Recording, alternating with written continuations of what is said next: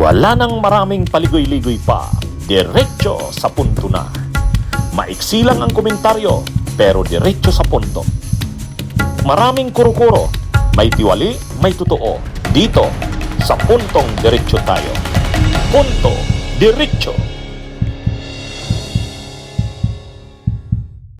Mga kabunyog, mga kababayan, ito pala ang dahilan bakit tinanggihan ni Senador Ping Lacson ang alok na ceasefire ni Alan Cayetano. So ito mga kabunyog, tinanggihan ni Senador Ping Lacson ang napabalitang alok o hiling ni offer ni Alan Cayetano na ceasefire daw muna. Ceasefire daw muna tungkol doon sa away ng dalawa.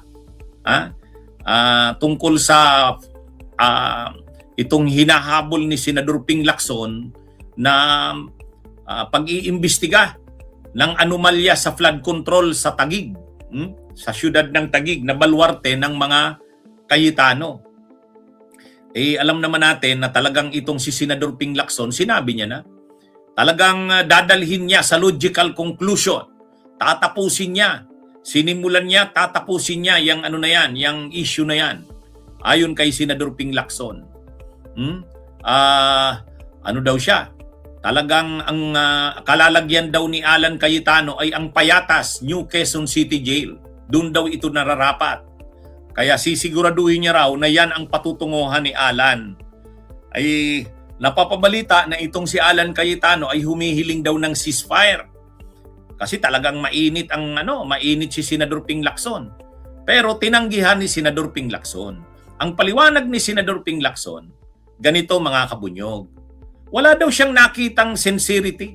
Yeah, last Wednesday, after nung aming session, nagkaroon kami ng caucus, majority black, pati fellowship.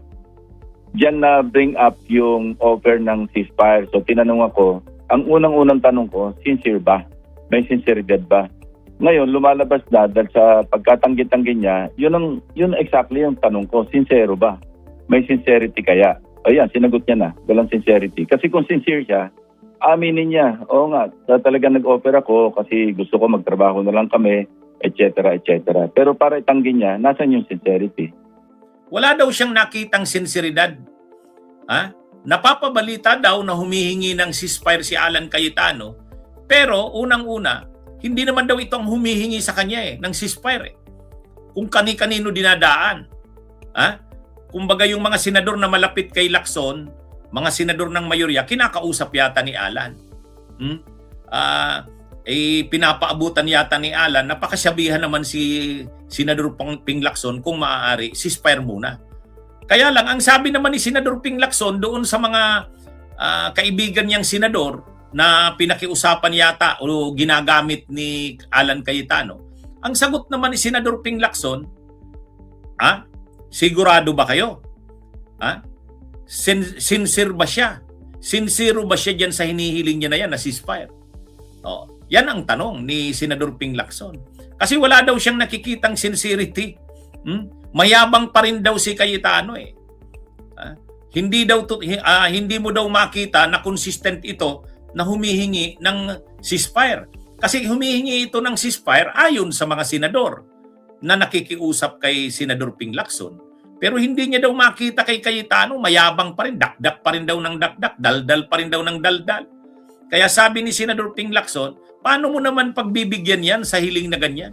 Hindi mo naman makita sa kanya yung sincerity na siya nga ay nakikiusap. Mayabang pa nga daw hinahamon pa daw siya lagi iniinsulto pa daw siya lagi. Kaya sabi ni Senador Ping Lacson, hindi ko yan mapagbibigyan. Hindi ko yan mapagbibigyan. Sa totoo lang, may punto rin talaga si Senador Ping Lacson. Kalalabas nga lang ng statement ni Alan Cayetano Sabi ni Alan Cayetano, latest na statement niya, hindi naman ako humingi ng ceasefire. Yun. Kita nyo na? Kita nyo na mga kabunyog, mga kababayan. Sabi ni Cayetano, dininay niya na humihingi siya ng ceasefire. Hindi raw siya humihingi ng ceasefire. Hindi niya daw alam kung kanino galing ang salitang ceasefire. O, kita nyo na? O, di tama si Senador Ping Lacson, masyadong mataas ang pride ni Cayetano. Parang ayaw niyang lumabas na talagang siya'y nakikiusap na ceasefire na muna sila ni Senador Ping Lacson. Wala. Ayaw niyang makiusap kay Senador Ping Lacson. Dinadaan niya dun sa mga kapwa niya senador na malapit din kay Lacson. At ngayon, dahil dininay ni Senador Ping Lacson, ayaw ni Senador Ping Lacson, dahil nga hindi niya makita ang sincerity ni Cayetano, ay itong si Cayetano naman ngayon, nagbigay ng reaksyon. Sabi ni Cayetano, wala naman akong alam na humihingi ako ng ceasefire. Walang salitang ceasefire. Hindi ko alam kung saan galing yan. O, kita nyo na. Kaya tama talaga si Senador Ping Lacson.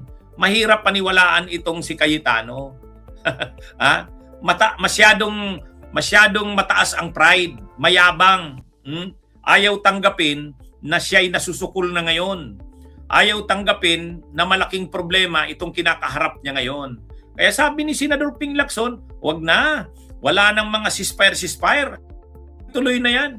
Wala namang hindi naman talaga yung mga sinasabi daw ng kapwa niya senador na nakikiusap na ceasefire daw muna. Sabi ni Cayetano. Sabi ni Senador Ping Lacson, hindi ko makita yan kay Alan Cayetano.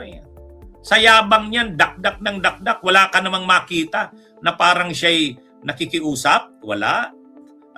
Wala. Kaya sabi ni Senador Ping Lacson, hindi. Tuloy. Walang sabi niya nga, ceasefire my foot. Hindi daw. Kaya yan mga kabunyog. Ang aasahan natin nitong susunod na mga araw, tuloy. At sabi ni Senador Ping Lacson, mayroong mga titistigo na mga taga-Taguig. Yan, matindi yan Mayroon na.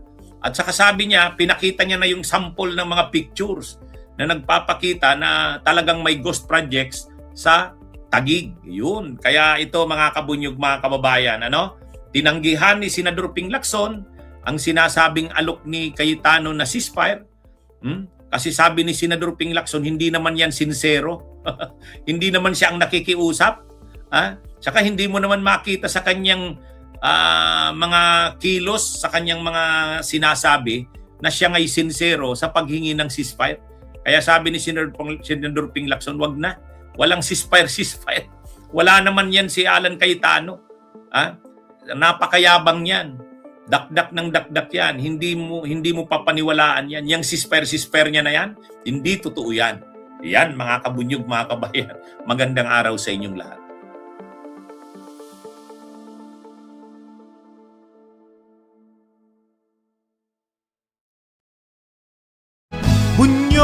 Bunyog, halikan na kasama ka.